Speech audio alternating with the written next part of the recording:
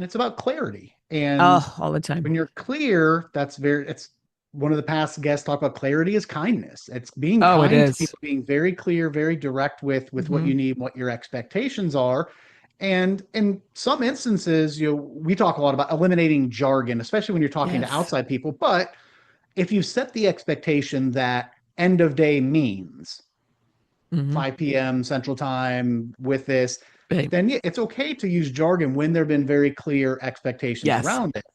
If I think about, both of my kids are athletes. One is Mm-hmm. wrestler, one's competitive cheerleader, and I hear Mm-hmm. their coaches using very specific Yes. terminology with them because the expectation has been set. They know what that term means, and they're Mm-hmm. communicating so much that they have to have shorthand almost All the that time. Yeah. now when they get a new athlete in, they have to bring them up to speed on that. And when they're maybe Yes. talking to the parents, they're not using those phrases. So it's important to be clear, make sure that people do have the expectations as to what something means.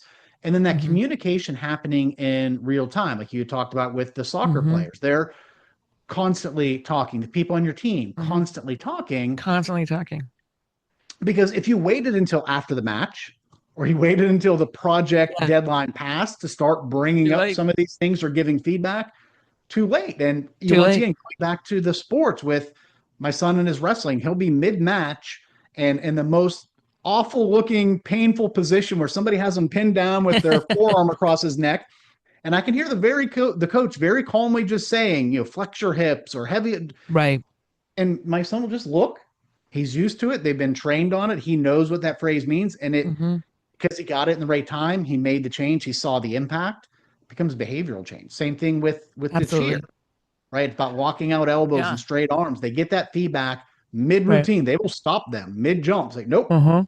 do this. And when you do it in time, people see the results of it. And as we said, Mm-hmm. that's what leads to behavioral change and outcomes.